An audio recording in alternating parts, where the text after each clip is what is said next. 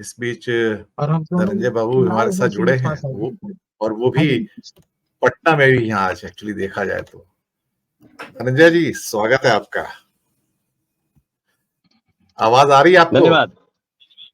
बिल्कुल आ रही है। हमारी मुलाकात, मेरी आवाज आ रही है? हमारी मुलाकात बिल्कुल आ रही है, बुलंद है। और कल भी आपसे मुलाकात हुई थी, आज भी हो रही है। और आपने कहा था कि वर्तमान ज्यादा इंपॉर्टेंट है, जो फ्यूचर है वो इतना इंपॉर्टेंट नहीं होता है, उसमें मत देखिए। बिल्कुल। लेकिन वो जो फ्यूचर था वो भी आज वर्तमान बन गया है। तो अब पिक्चर जो है 70 mm में बिल्कुल क्लियर हो गई है। और आप बीच में रुके थोड़ी देर के लिए, बहुत बहुत धन्यवाद कि आप, मैं आपकी विस्तारित टिप्पणी चाहूंगा, प्रश्न तो कुछ नहीं करूंगा। जो हुआ सबके सामने है, और आपने भी देखा, हमने भी देखा, जनता ने भी देखा क्या हो रहा है। आपकी नजर में पूरा परिदृश्य, आपके चश्मे से क्या हो रहा है? देखिए, जनता यहाँ दो तरह से देख रही है। एक जनता जो बिहार की है, जो बिहार में रहती है, और एक जनता जो बिहार के बाहर है, जो न्यूज के माध्यम से बिहार को देख रही है। दो तरह की जनता है।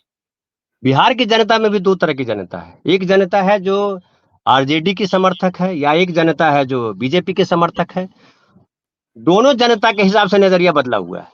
और एक जो न्यूट्रल है, उसको लग रहा है कि बिहार में नीतीश कुमार ने विकास किया है। बिहार में नीतीश कुमार जो है, तो ये न बीजेपी आ पा रही है सही तरीके से, न आरजेडी अपना चला पा रही है सही से।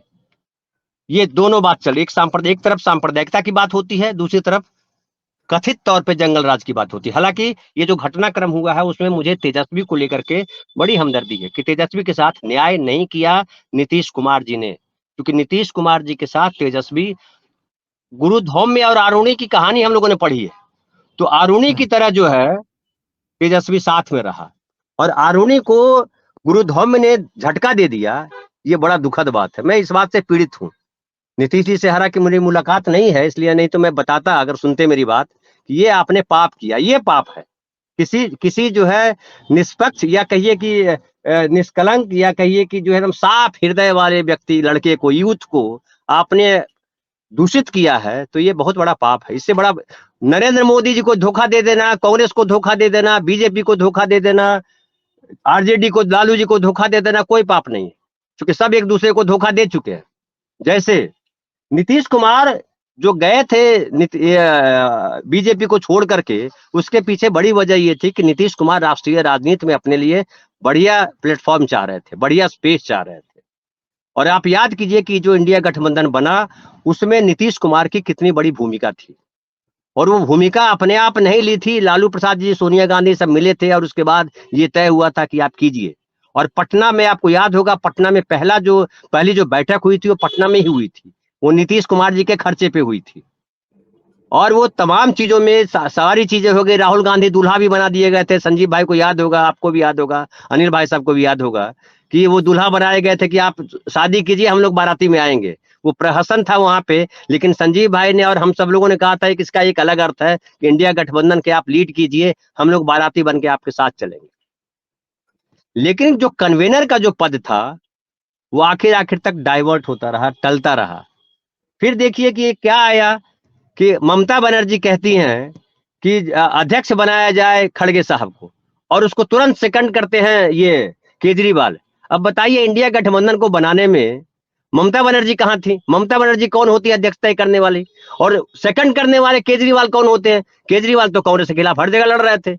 ममता बनर्जी बंगाल से उठ के चली गई गोवा लड़ने के लिए कि भैया हम ही यहाँ पार्टी बनाएंगे। वो दोनों सेकंड करते हैं, और कांग्रेस पार्टी उस पर कहती है हाँ हाँ हाँ ठीक है। और जो है वो कहते हैं खड़गे साहब कि हम अभी पहले जीतो, तो उन्होंने भी नहीं खंडन किया इस बात का कि अभी ये कहाँ सवाल आता है। चलिए ठीक है, वो एक प्रसंग आधा अधूरा रह गया। फिर एक बना जिसमें हुआ कि नीतीश जी को सोनिया जी ने कहा कि नीतीश जी कन्वेनर होते हैं, लेकिन राहुल गांधी जी का आगमन हुआ और उन्होंने कहा कि ममता नहीं है, और जो है ये केजरीवाल भी नहीं है, अखिलेश भी नहीं है, तो सब लोग मिलेंगे तो सर्वसम्मति से बनेंगे संयोजक। और नीतीश कुमार ने भी यही कह दिया वहां। अब उसके बाद फिर जो है सवाल आया कि बाहर में क्या आया कि ममता बनर्जी नहीं चाहती है नीतीश कन्वेनर बने। तो भाई जब कन्वेनर नहीं है, तो अभी जब कन्वेनर नहीं है, तो आगे आने वाले में प्रधानमंत्री कहां उनको बनाओगे? और अगर कोई ये कह रहा है कि नीतीश कुमार इसलिए आए थे कि नरेंद्र मोदी हट जाए, संविधान बच जाए, देश में जो है एकदम राम राज्य आ जाए, या सामाजिक न्याय हो जाए, तो ये फालतू की बात है। कोई सामाजिक न्याय के लिए नहीं है, कोई राम राज्य के लिए नहीं है। 10 साल से राम राज्य हम लोग देख रहे हैं ना। इसके पहले हम लोग 75 साल से सामाजिक न्याय भी देख रहे हैं, किस तरह से सामाजिक न्याय हुआ।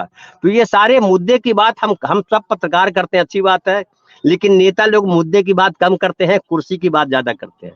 आप याद कीजिए बीजेपी की ये नेता जो है, दोनों जो अभी राइट लेफ्ट जो है लव कुश की तरह खड़े हुए हैं, जो क्या नाम है इनका, एक विजय सिन्हा और एक जो है सम्राट चौधरी। सम्राट चौधरी हैं। दोनों जो है गाली देने के लिए ही रखे गए थे कि नीतीश कुमार को सुबह जैसे ही नींद खुले गाली देना शुरू करो और सोते तक गाली दो, और फिर बीच में अगर रात में 2 बजे 1 बजे नींद खुल जाए पेशाब करने के बहाने, फिर उठ के गाली दो। कैमरा ना हो तो फोटो रख के गलियाओ, लेकिन गाली दो।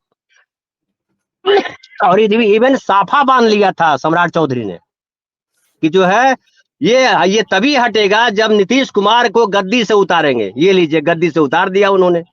तो सब अमित शाह को याद कीजिए, अमित शाह ने क्या कहा था? अमित शाह ने कहा था कि दरवाजा बंद। अरे दरवाजा, आप तो अगवानी फूल लेके खड़े हो गए यार। बोले चलिए चलिए भाई साहब, आप ही की जरूरत थी। तो ये नेताओं के बयान जो है वो बचकाने हो गए हैं। बचकाने, सिर्फ बचकाने से मतलब, बचकाने ये होता है जिसमें दिख जाता है सामने, समझे, अरे यार ये तो टॉपिक के लिए कर रहा है। वैसे ही हो गया कि आप जो है कुर्सी के लिए कर रहे हो, आपके पास कहीं कोई विचार नहीं है। और ये होना था। और मैं एक और आखिरी बात करूं, ये पलटी आखिरी बार नहीं है। हम कह रहे थे 2024 के लोकसभा चुनाव के बाद पलटेंगे, फिर पलटेंगे, क्योंकि ऐसा कोई प्रतिबंध तो है नहीं कि आखिरी बार पलटे, अब इसके बाद पलट नहीं सकते हैं। तो 2024 का चुनाव होने दीजिए, फिर पलटेंगे, क्योंकि उस समय तब मानेंगे क्या पलटे वो, उसके बाद फिर नहीं पलटेंगे, फिर आराम करेंगे वो। जी। तो धनंजय बाबू बहुत बहुत धन्यवाद, आप बीच में रुके। सर एक सेकंड के लिए मैं उसमें 1 सेकंड इंटरवेन कर रहा था कि क्लिप की व्यवस्था हो तो अच्छी बात थी, किसी को दिखे तब भी, या देख लें कि इसकी व्याख्या नहीं करेंगे दूसरे लोग। नीतीश और तेजस्वी की व्याख्या होती है बॉडी लैंग्वेज वगैरह की। आज देखने लायक है कि जो ये लोग बैठे हैं आपस में कोई बातचीत नहीं, चेहरे पे तनाव। नीतीश बैठे हैं, बगल में सम्राट चौधरी हैं और विजय सिन्हा, जो दोनों उनके परम शत्रु हैं। और डील डॉस से सम्राट तो बीच में है, तो वही दिखते हैं कि जो है वो मुख्यमंत्री हो रहे हैं। पूरी एक्टिविटी देख रहा हूं सर। तो ये है, ये सरकार बनी है सर वो धनंजय बाबू कह रहे थे ना कि दिन रात गाली देते हैं। सर पर्दे के पीछे अब भी गाली देंगे नीतीश को, और अब नीतीश एज ए सीएम गाली सुनेंगे, और ये उसे क्या क्या नहीं बोलेंगे अंदर मीटिंग्स में। मैं अंदाजा लगा सकता हूं कि अभी तक तो नीतीश ने तेजस्वी को अंगूठे के नीचे दबा के रखा था ना, और बेचारा कुछ बोलता नहीं था। अब ये दोनों उसको अंगूठे के नीचे दबाएंगे और ये बिलबिलाएंगे और कुछ कर नहीं पाएंगे, तब इन्हें समझ आएगा कि हुआ क्या है।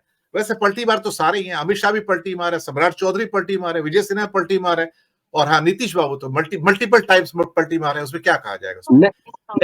पलटी मार के एक्सपर्ट है, व्याख्याता है, लेक्चरर है। बहुत बहुत धन्यवाद आपका, आप जुड़े, और आप साइन ऑफ कर सकते हैं। बहुत बहुत शुक्रिया आपका धनंजय।